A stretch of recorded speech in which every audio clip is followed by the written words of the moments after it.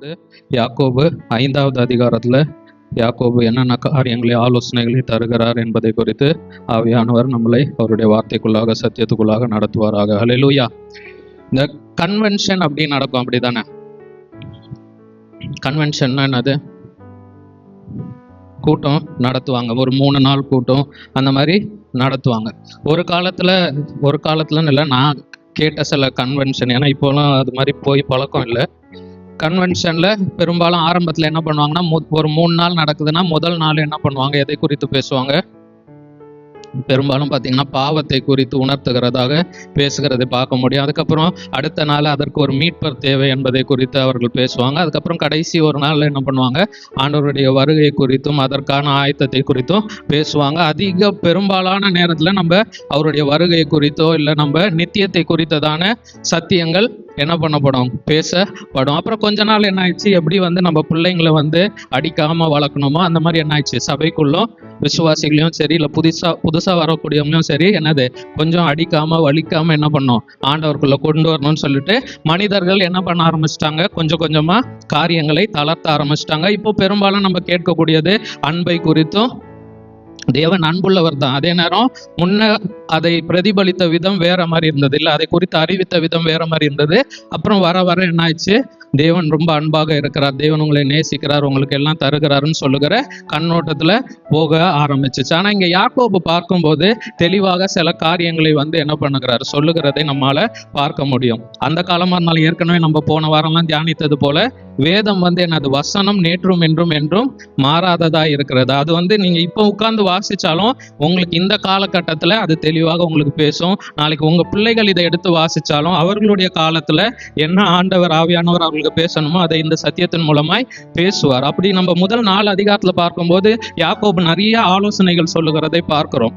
இப்போ உள்ள ஆலோசனை நான் சொன்னது போல எப்படி இருக்கும், இது நீ செஞ்சா நல்லா இருக்கும், இதை நீ செய்யாம இருந்தா நல்லா இருக்கும், அப்படி இல்லை. ஆனா நம்ம இங்க யாக்கோபுல வாசிக்கும் போது இதை நீ செய், இதை நீ செய்யாதே, எப்படி இருக்குது, இதை நீ செய்ய, இதை நீ செய்யாதே. ஆனா இப்போ நம்ம பெரும்பாலும் பிள்ளைகளுக்கும் சரி இல்லை மற்றவர்களுக்கு நம்ம சொல்றதும் சரி, நம்ம கொஞ்சம் பாலிஷா என்ன பண்ணுவோம், இதை நீ செய்யாம இருந்தா உனக்கு கொஞ்சம் நல்லா இருக்கும், இதை நீனு தவிர்த்துக்கோ அப்படின்னு சொல்லிட்டு நம்ம என்ன பண்ணுவோம், கொஞ்சம் மெதுவா சொல்லுவோம். ஆனா சத்தியம் எப்பவுமே எப்படி இருக்கு, தெளிவா இருக்குது. நம்ம வேதத்தை வாசிச்சோம்னா காரியங்கள் எல்லாம் தெளிவாக இருக்கிறது. அப்போ கடைசியாக இந்த 5வது அதிகாரத்துல அவர் நிறைய காரியத்தை சொல்லுகிறார்.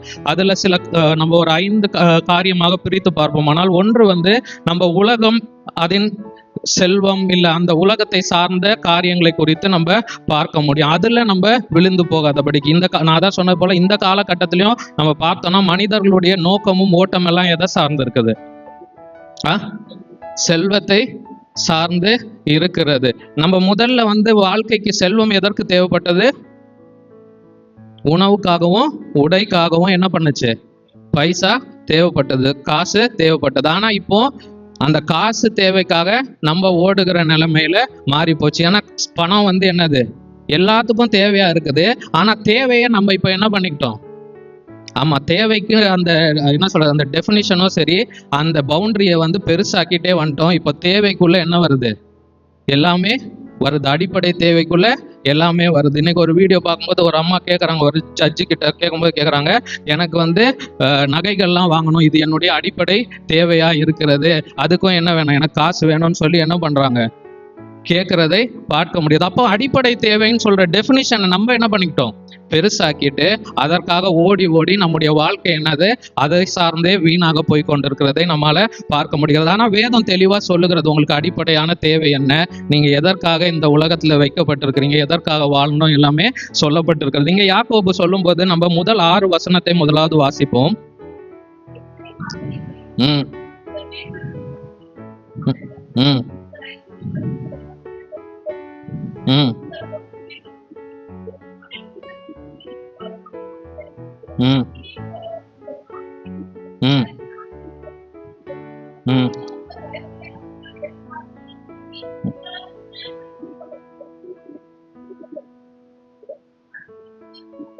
ம் ம்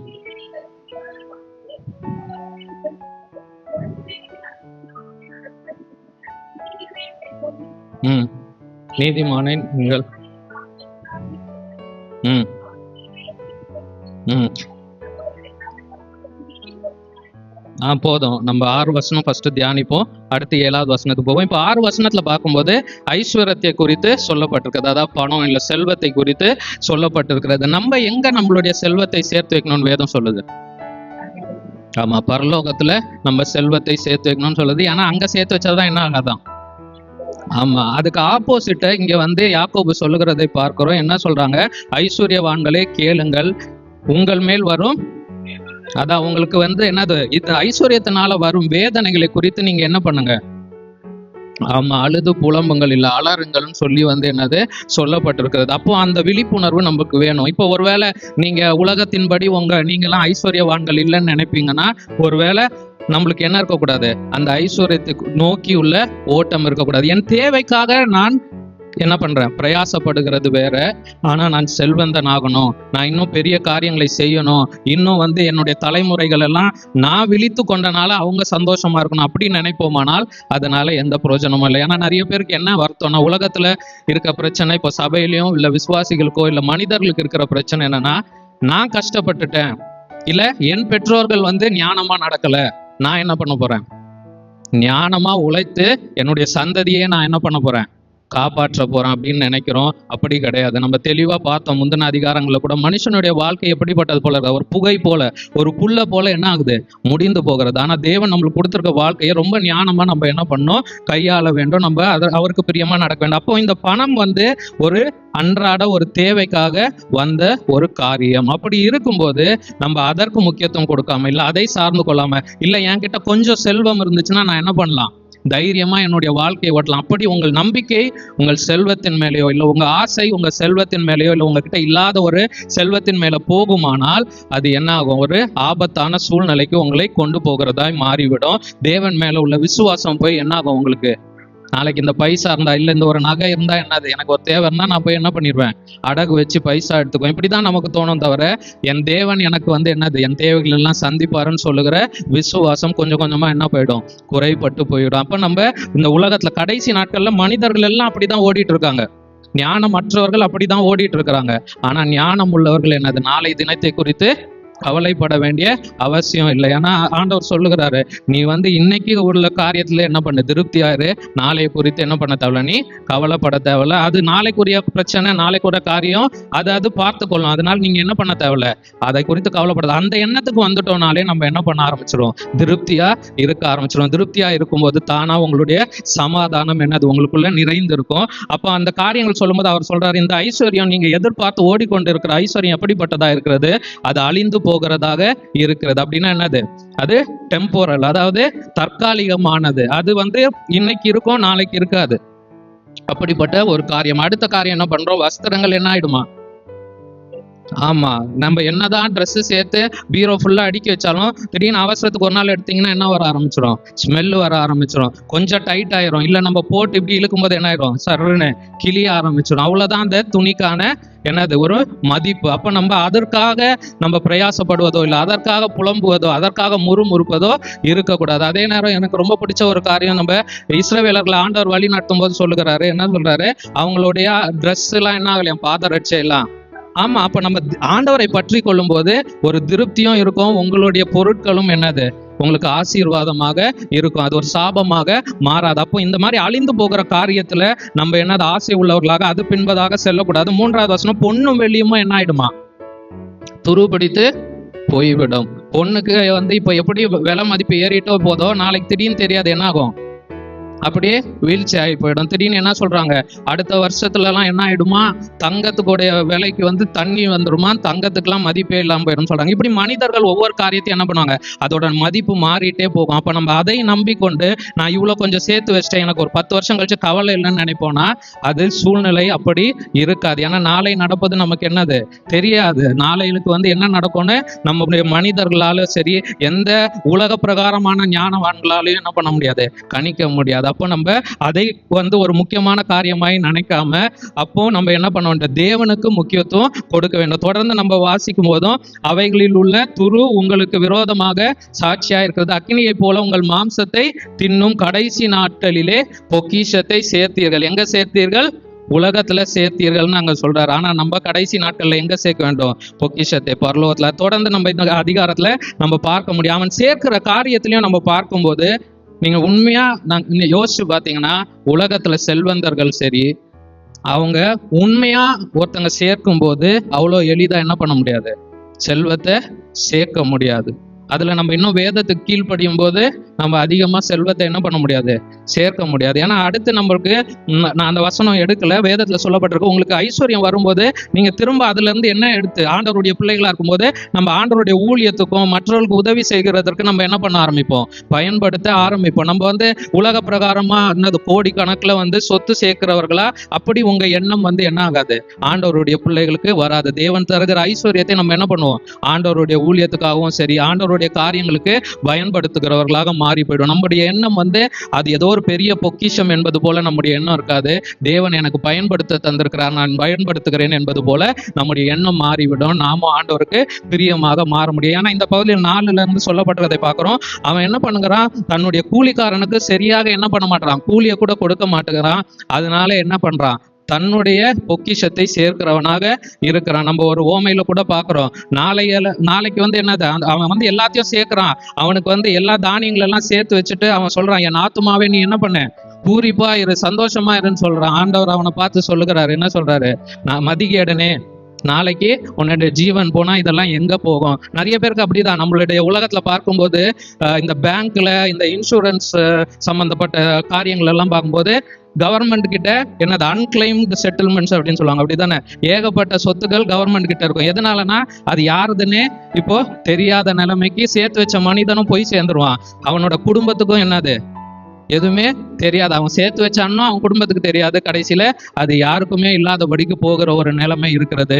நம்முடைய வாழ்க்கையில நம்ம பணத்துக்கு பிரயாசப்படுகிறது வேற, ஆனா பணம் மட்டுமே நம்முடைய நோக்கமாக இருந்து, செல்வம் மட்டுமே நம்முடைய நோக்கமாக இருந்து, ஆண்டவருடைய சத்தியத்துக்கும் ஆண்டவருடைய காரியங்களுக்கும் நம்ம முக்கியத்துவம் கொடுக்காம போனோமானால் நம்மளுடைய நிலைமை பரிதவிக்கப்பட்டதாக கடைசி நாட்களில் மாறி போகும். நம்முடைய சொத்துக்களை எல்லாவற்றையும் நம்ம எங்க சேர்க்க போறோம்? பரலோகத்துல சேர்க்கிறவர்களாக மாற வேண்டும். அடுத்த காரியம் நம்ம 7வது வசனம் வாசிக்கும் போது என்ன சொல்லப்பட்டிருக்கிறது?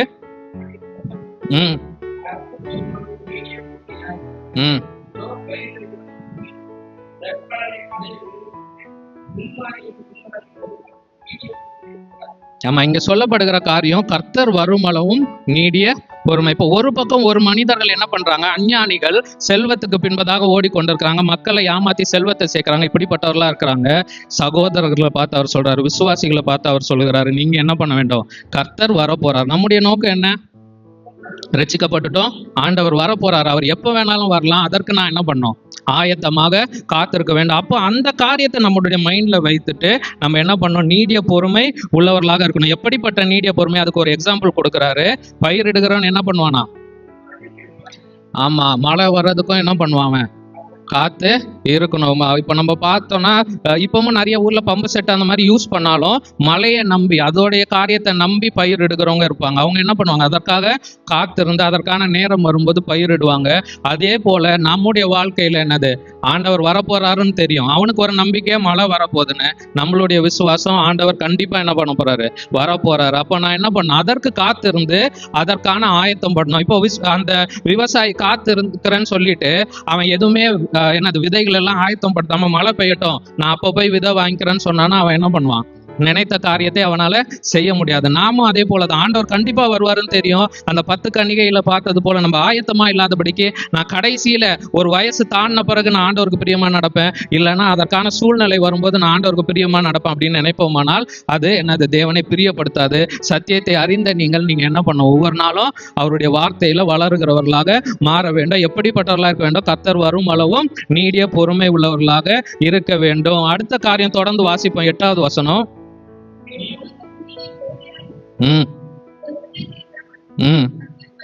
சமீபமாய் இருக்கிறது. இது ஒரு முக்கியமான காரியம். இந்த நம்ம அதிகாரத்துல பார்க்கிறோம். ஃபர்ஸ்ட் ஸ்டெப் என்ன சொல்ற? நீங்க நீடிய பொறுமையா இருங்க.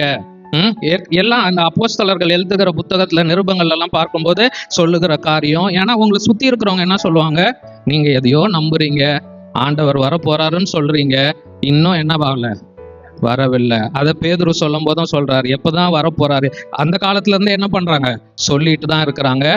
நம்மளுடைய விசுவாசம், ஆண்டவர் கண்டிப்பா வருவாரு, எப்ப வேணாலும் வருவாரு. அவருடைய வருகை தாமதித்தாலும் நம்ம முன்னாடி என்ன பண்ண போறோம், ஆமா, அவரை சந்திக்க கிளம்பி போக போறோம். அப்படி இருக்கும்போது நம்ம என்ன பண்ணோம், இந்த வாழ்க்கையில நமக்கு இம்மையில கொடுக்கப்பட்ட வாழ்க்கையில நீடிய பொறுமையா இருந்து, எந்த சூழ்நிலையிலும் அவசரப்பட்டு நான் வந்து நம்மளா போய் என்ன பண்ணக்கூடாது, கஷ்டத்துல விழுந்து கொள்ளாதபடிக்கு ஆண்டவருடைய பாதத்துல பொறுமையா இருந்து நம்ம என்ன பண்ண வேண்டுமா, நம்மளுடைய இருதயங்களை ஸ்திரப்படுத்த வேண்டும். இன்னும் விசுவாசத்துல நம்ம வளர வேண்டும், இன்னும் வார்த்தையில நம்ம வளர வேண்டும். ஏனென்றால் ஒரே நோக்கம் சொல்லப்படுகிறது, கர்த்தருடைய வருகை சமீபமாய் இருக்கிறது. அது ரொம்ப தூரம்லாம் இல்லை, ரொம்ப சமீபமா இருக்கிறது. ஒருவேளை உங்களுக்கு சின்ன ஒரு எக்ஸாம்பிள் பார்த்தோன்னா, இப்போ பிள்ளைகளுக்கெல்லாம் தெரியும். இப்போ தீன் இருக்கிறாரு, நம்ம ஆகாஷ் இருக்கிறாரு, இப்போ இல்ல நீங்க இந்த பக்கம் இருக்கிற பிள்ளைகள்லாம் பார்த்தீங்கன்னா, இல்ல எல்லாருமே சரி, கொஞ்சம் முன்னாடி தான் நம்ம சின்ன பிள்ளைகளா இருந்த மாதிரி ஒரு இருக்கும். திடீர்னு பார்த்தா எத்தனை வயசு இருக்கும், ஆமா, நாட்கள் எங்க போகுதுன்னே தெரியாது. உட்கார்ந்து யோசிச்சு பார்த்தீங்கன்னா எங்க போச்சு இவ்வளவு வருஷம்னே தெரியாத நிலைமையில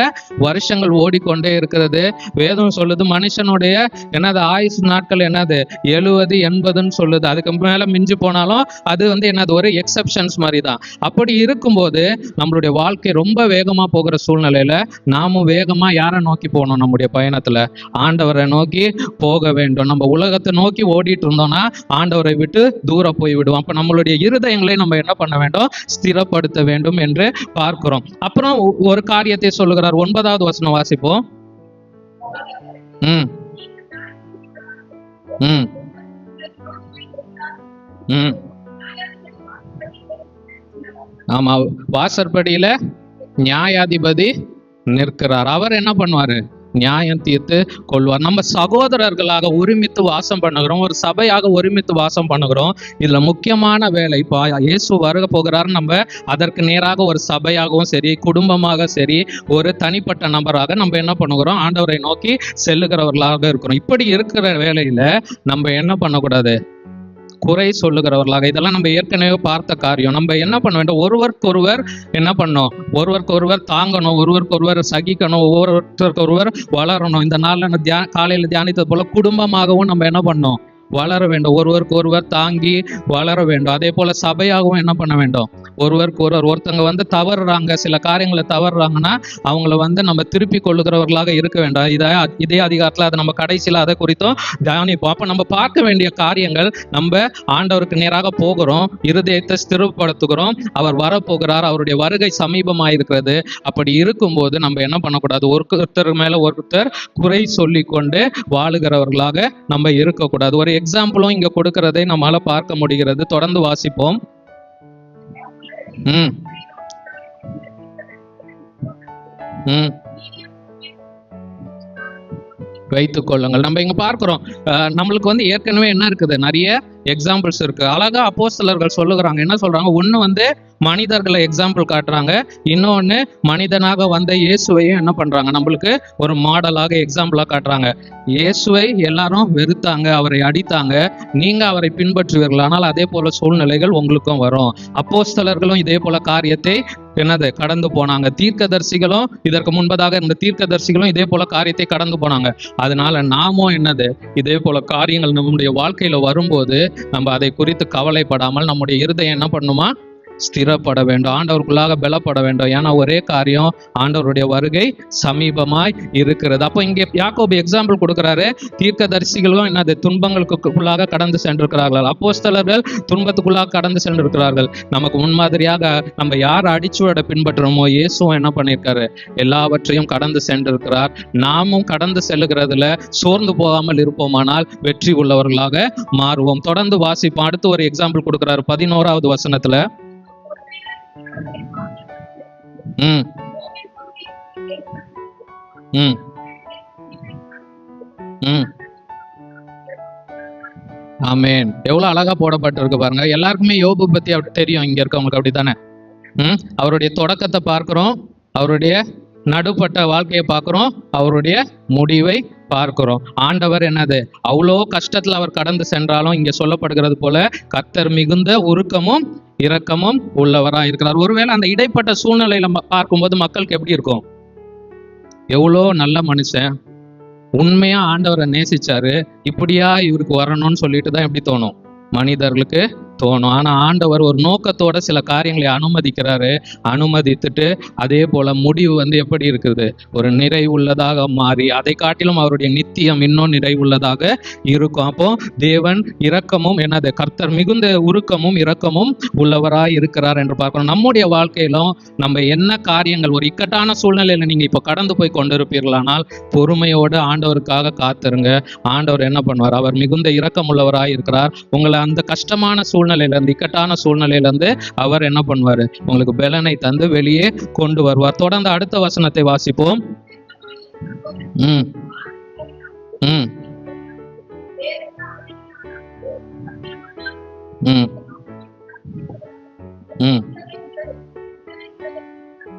ஆமா, அடுத்து ஒரு முக்கியமான காரியத்தை குறித்து சொல்லுகிறார், நம்முடைய பேச்சை குறித்து. ஏற்கனவே நம்ம இதை நிறைய காரியத்துல பார்த்திருக்கிறோம். அப்போ நம்ம என்ன பண்ணக்கூடாது, பொய் ஆணை, சத்தியம் போடுறது நம்முடைய வாழ்க்கையில வாயிலிருந்து என்ன வரும், ஈஸியா வரும். அப்படிதானே, என்ன சொல்லுவாங்க, சத்தியமா நான் என்ன பண்ண மாட்டேன் அப்படின்னு சொல்லுவாங்க, ப்ராமிஸா அப்படி சொல்லுவாங்க. இந்த காரியங்கள்லாம் நம்ம என்ன பண்ணக்கூடாதுன்னு சொல்லிட்டு ஏற்கனவே மத்தேயுலன்னு நினைக்கிறேன் நம்ம இதை குறித்தும் பார்க்கிறோம். அப்போ இங்கேயும் வந்து யாக்கோபு சொல்லுகிற காரியத்தை நம்ம பார்க்கிறோம். என்னது, என் சகோதரரே, வானத்தின் பேரிலாவது பூமியின் பேரிலாவது வேற எந்த ஆணையினாலாவது என்ன பண்ணாதுங்க, ஆமா, சத்தியம் பண்ணாதிருங்கள் என்று சொல்லப்பட்டிருக்கிறது. நீங்கள் ஆக்கினைக்குள்ளாக தீர்க்கப்படாதபடிக்கு உள்ளதை, ஆமா, அதுக்கு மேல நீங்க என்ன பண்ண தேவையில்லை, எதையுமே ட்ரை பண்ண தேவையில்லை. இப்போ ஆண்டவருக்காக நீங்க வாழ்ந்து கொண்டிருக்கிறீங்க உலகத்துல, ஆண்டவருக்கு பிரியமாய் வாழ வேண்டும் என்று நினைப்பீர்களானால் உள்ளது உங்கள் வாயிலிருந்து வரட்டும், இல்லாதது உங்க வாயிலிருந்து என்ன பண்ண தேவையில்லை, வர தேவையில்லை. இந்த இதுல உறுதியா இருந்தோம்னாலே, ஏன்னா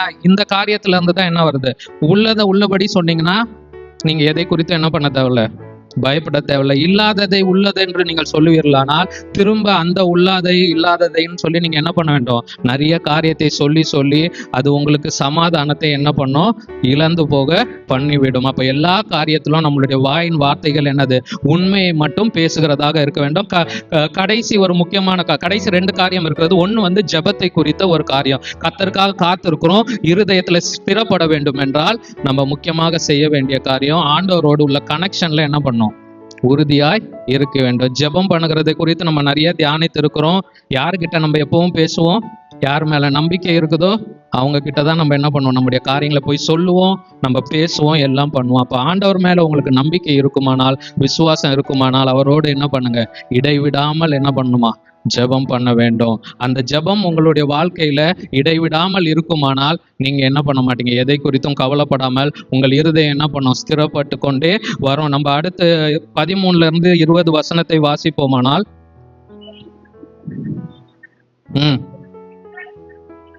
ஆமா, இந்த வசனத்தை முதல்ல பார்த்துருவோம். இங்க என்ன பண்ணப்பட்டிருக்கு, ஒருவன் துன்பப்பட்டா நீங்க என்ன பண்ணுமா, ஜெபம் பண்ண வேண்டும். ஏற்கனவே போன வாரம் தியானித்த போதும் நம்ம சில காரியங்களை இதை குறித்து பார்த்தோம். சபையில இந்த காலத்துல வந்து நம்ம ஒருவருக்கு ஒருவர் நம்மளுடைய துன்பத்தை பகிர்ந்து கொள்ளுகிறது இல்லை. அதே நேரம் அது எதனால அந்த நிலைமை வருகிறதுனா, மக்கள் பெரும்பாலும் என்னது, அடுத்தவர்களுடைய துன்பத்தை குறித்து சந்தோஷப்படுகிறவர்களாக இருக்கிறாங்க. அப்படி இல்லாதபடிக்கு நாமும் என்னது, ஒரே சரீரத்துல இருக்கோம், ஒரு அவயமா இருக்கும். அப்போ ஒருத்தர் அழும்போது இன்னொருத்தர் அழுகிற வண்ணமாக அவர்களுடைய உள்ளம் இருக்க வேண்டும். அப்போ ஒருத்தரையும் ஒருவர் என்னது தாங்குகிறவர்களாக இருக்க வேண்டும். சந்தோஷமா இருந்தால், ஒருவன் மகிழ்ச்சியா இருந்தால் அதுலயும் நம்ம என்ன பண்ணோம், நாமும் மகிழ்ச்சியா இருக்கிறவர்களாக மாற வேண்டும். அதே போல ஒருத்தனுக்கு வியாதிப்பட்டா என்ன பண்ணுமா, சபையின் மூப்பர்களை, ஆமா, அந்த காலத்துல வைத்தியர்கள் இருந்தாங்களா இல்லையா, ஆமா, எல்லா காலத்திலயும் வைத்தியர்கள் இருக்கிறாங்க. ஆனா இங்க என்ன சொல்லல, ஒருத்தனுக்கு வியாதிப்பட்டா நீ உடனே வைத்தியனை போய் பாருன்னு இங்க சொல்லல. என்ன சொல்றாரு, ஆமா, அப்போ வந்து நம்மளுடைய எண்ணம் எல்லாம் அதாவது நீங்க பார்த்தா அதாவது இயேசுவை விசுவாசிக்காதவர்கள்லாம் நம்ம அஞ்ஞானிகள்னு சொல்றோம். அவங்க வந்து என்னது, இந்த காலகட்டத்துல போயிட்டு ஒரு உடம்பு சரியில்லை ஏதாவதுன்னா போய் அவர்களுடைய தெய்வத்துக்கிட்டயோ இல்லைன்னா அவர்களுடைய கோயில்லையோ போய் என்ன பண்றாங்க, நிக்கிறதை பார்க்கிறோம். ஆனா நம்ம எடுத்த உடனே என்ன பண்றோம், ஆலயத்து பக்கம் வராம ஆஸ்பத்திரி பக்கம் போகிற நிலைமையா இருக்கிறது. ஏன்னா நம்ம ஒவ்வொருத்தருமே எப்படி இருக்கிறோம், ஒரு வைத்தியரா இருக்கிறோம். இந்த காலகட்டத்துல நம்மளுக்கே நிறைய மருந்துகளோட பேர் தெரியும், நம்மளா போய் என்ன பண்ணோம், அப்படி இருப்போம். அப்படி இல்லை, இங்க என்ன சொல்லப்பட்டிருக்கிறது, ஏன்னா நமக்கு வரக்கூடிய நோய்களின் என்னது அடிப்படை பார்த்தோம்னா நிறைய நேரம் நம்ம ஆண்டவருக்கு பிரியமா இல்லாமல் செய்கிற காரியத்தினாலேயே என்னது விசுவாசிகளுக்கு நிறைய போராட்டங்களும் பலவீனங்களும் வருகிறது. நம்ம தேட வேண்டியது ஆண்டவரை, நம்ம தேட வேண்டியது சபையை. ஒரு பலவீனம் என்றால் உடனே உங்களுக்கு ஞாபகம் வர வேண்டியது சபை, கிறிஸ்து உங்களுக்கு ஞாபகம் வர வேண்டும். இம்மீடியட்டா அதுக்கான ஸ்பெஷலிஸ்ட் என்னன்னு சொல்லிட்டு உங்கள் மனம் என்ன பண்ணக்கூடாது, போகக்கூடாது. அப்போ அதை குறித்து நம்ம கவனமா இருக்க வேண்டும். அப்போ நீங்க அடுத்த தடவை உங்களில் ஒருவன் வியாதிப்பட்டால் என்ன பண்ணுவீங்க? ஆமா, பாஸ்டருக்கு ஃபோன் பண்ணி நீங்க என்ன பண்ணணும், ஜெபம் பண்ண சொல்லணும். நிறைய நேரம் யாருக்கு என்ன ஆச்சுன்னு என்ன இது இப்போ காலகட்டத்தில் பாஸ்டருக்கு நியூஸும் வராது, இல்லை சபையில் உள்ள வேறு அவர்களுடைய கூட உடன் விசுவாசிகளுக்கும் சரி இல்லை மூப்பர்களுக்கும் சரி யாருக்குமே என்ன வராது, விஷயம் தெரியாது. யாராவது ஒருத்தர் சொன்னாதான் என்ன வரும், நியூஸு வரும். அப்படி இல்லாதபடிக்கு நம்ம சபைக்கும் சரி ஆண்டவருடைய பிள்ளைகளுக்கும் என்ன பண்ண வேண்டும், அந்த காரியத்தில் முக்கியத்துவம் கொடுத்து நம்ம ஒருவருக்காக ஒருத்தர் என்ன பண்ண வேண்டும், அதில் ஜெபம் பண்ணி வளருகிறவர்களாக உதவி செய்கிறவர்களாக நம்ம இருக்க வேண்டும். அடுத்த காரியம் நம்ம பார்க்கிறது அதே போல பாவம் குறித்து நம்ம பார்க்கிறோம். தொடர்ந்து வாசிப்போம். பிணியாளை ரட்சிக்கும். ஆமா, இங்க பாத்தீங்களா சொல்லப்பட்டிருக்கிறது. நம்ம நினைக்கிறோம் நிறைய நேரம் நம்முடைய வாழ்க்கையில வர என்னது ஒரு உடல் ரீதியான பலவீனமோ எல்லாமே நம்ம உடனே என்னதான் இது இதனால இருக்கும் அதனால இருக்கும் அப்படி யோசிக்கிறோம். நிறைய நேரம் இது என்னுடைய பாவத்தினால வருகிறதா இல்ல தேவனுக்கு நான் பிரியம் இல்லாமல் நடந்ததுனால வருகிறதான்னு சொல்லி நம்ம யோசிக்கிறது இல்லை. இங்க தெளிவா போடப்பட்டிருக்கிறது. என்ன போடப்பட்டிருக்கிறது? விசுவாசம் உள்ள ஜெபம் பிணியாளியை ரட்சிக்கும், கர்த்தர் அவனை எழுப்புவார், அவன் பாவம் செய்தவனானால் அது அவனுக்கு மன்னிக்கப்படும். அடுத்த வசனமும் பார்க்கும்போது நீங்கள் சொஸ்தம் அடையும்படிக்கு உங்கள் குற்றங்களை அறிக்கையிட்டு ஒருவருக்காக ஒருவர் ஜெபம் பண்ணுங்கள், நீதிமான் செய்யும் ஊக்கமான வேண்டுதல் மிகவும் பலன் உள்ளதாய் இருக்கிறது. அப்போ ஜெபத்தை குறித்த முக்கியத்துவத்தை பார்க்கிறோம். நம்மளுடைய பலவீனத்திலும் சரி நம்மளுடைய போராட்டங்களின் மத்தியிலும் சரி நீங்க அதை பகிர்ந்து கொள்ள வேண்டும் என்று நினைப்பீர்களானால் இந்த ஒரு ஆர்டரை வச்சுக்கோங்க. இதுல எல்லாத்துலயும் வச்சுக்கலாம் இந்த ஆர்டர். முதலாவது கிறிஸ்து, அப்புறம் அடுத்த இதுல கண்டிப்பா குடும்பத்துக்குள்ளேயும் நீங்க என்ன பண்ணணும், இந்த காரியங்களை ஷேர் பண்ணணும். ஷேர் பண்ணி ஒருவருக்காக ஒருத்தர் ஜெபிக்க வேண்டும். அடுத்து சபையில போதகர்கிட்ட மூப்பர்கள்கிட்ட சொல்லி என்ன பண்ண வேண்டும், நம்ம ஜெபிக்க வேண்டும். அப்போ நம்ம உண்மையான விடுதலையை பெற்றுக்கொள்ள முடியும். உங்களுக்கு யாருக்கு உண்மையான விடுதலை வேணும், இல்லை நிரந்தர விடுதலை வேணும்? நம்ம மருத்துவத்துக்கும் இல்லை உலக ரீதியான சொல்யூஷனுக்கு போகும்போது தற்காலிக விடுதலை மாத்திரமே கிடைக்கும். உங்களுக்கு நிரந்தர விடுதலை வேண்டும் என்றால் கர்த்தரை நோக்கி பார்க்கும்போது ஜெபிக்கும் போது உண்மையான விடுதலை உங்களுக்கு கிடைக்கும். தொடர்ந்து நம்ம வாசிக்கும் போது ஒரே ஒரு எக்ஸாம்பிள் இருக்கிறதை பார்க்கிறோம். எலியாவை குறித்து போடப்பட்டிருக்கிறது. அழகா நான் யாக்கோபு குறித்து ஏற்கனவே உங்களுக்கு சொல்லியிருக்கேன். அவருடைய இந்த நிருபம் நீங்க வீட்டில் போயும் இந்த 5 அதிகாரத்தை வாசிச்சு பாருங்க. அழகா என்ன பண்றாரு, ஒரு காரியத்தை சொல்லுகிறார் பிராக்டிக்கலா இந்த காலத்துல நடக்கிறது. அடுத்து வேதத்துல இருந்து ஒரு எக்ஸாம்பிள் கொடுக்கறதை பார்க்கிறோம். அதை எடுத்து நம்ம எப்படி பயன்படுத்த வேண்டும் எல்லாத்தையும் அழகா சொல்லுகிறதை நம்மளால பார்க்க முடிகிறது. இங்க எலியாவை குறித்து ஏற்கனவே யோபுவை குறித்து பார்த்தோம். இங்க எலியாவை குறித்து சொல்றாரு. எலியாவும் என்னது, நம்மை போல பாடுள்ள மனுஷன் தான். நம்ம உடனே நினைக்கிறது அவர் ஒரு பெரிய தீர்க்கதரிசி, அவர் என்னென்னமோ செஞ்சாரு, ஆண்டவர் பயன்படுத்தினாரு. இங்க தெளிவா போடப்பட்டிருக்கிறது அவரும் நம்மை போல பாடுள்ள மனுஷனா இருந்தோம். அவர் ஜெபம் பண்ணும்போது என்ன நடந்துதான், மழை நிக்கணும்னு சொன்னா மழை நின்னுது, மழை பெய்யணும்னு சொன்னா மழை பெய்தது. அப்போ நம்முடைய ஜெபத்துக்கும் வல்லமை உண்டு. நிறைய நேரம் நம்ம நினைக்கிறதுல நிறைய நேரம் நம்ம நினைக்கிறோம் பெரிய காரியம் பெரிய அற்புதம் செய்யணும்னா நம்ம யார்கிட்ட போகணும், ஆண்டவர்கிட்ட போகணும். ஒரு சின்ன காரியம்னா நம்ம என்ன பண்ணலாம், மனிதர்களை வைத்து சமாளிச்சுக்கலாம். அந்த எண்ணத்துல இருக்கிறோம். ரொம்ப எளிதா சொல்லணும்னா ஒரு சின்ன உடம்பு சரியில்லைன்னா நம்ம டக்குன்னு டாக்டர் கிட்ட போயோ இல்லை மெடிக்கல் ஷாப் கிட்ட போயோ அதற்கான ஒரு நிவாரணத்தை எடுத்துக்கலாம். இதே ஒரு பெரிய நோயா இருந்தா ஆண்டவரால் மட்டும்தான் என்ன பண்ண முடியும், குணப்படுத்த முடியும். அப்படி நம்ம நினைக்கிறோம். அது உண்மைதான், பெரிய நோயை ஆண்டவரால் குணப்படுத்த முடியும். அப்படி என்றால் உங்களுடைய சிறிய பலவீனத்தையும் அவரால் குணப்படுத்த முடியும் என்கிற அந்த விசுவாசம் உங்களுக்கு இருக்க வேண்டும். அப்படி இருக்கும்போது நம்ம பார்த்தது போல ஜெபிக்கும் போது ஊக்கமான ஜெபம் என்ன பண்ணும், மிகுந்த பலன் உள்ளதா இருக்கிறது. நீதிமானுடைய ஊக்கமான ஜெபம் மிகுந்த பலன் உள்ளதா இருக்கிறது. கடைசி காரியம் மட்டும் இந்த உங்களுடைய பயணத்துல நம்ம பார்த்தது போல விசுவாசத்துல வளர வேண்டும், நம்முடைய இருதயம் ஸ்திரப்பட வேண்டும். இப்ப கடைசியா ஜெபத்துல உறுதிப்பட வேண்டும். கடைசியான காரியம்,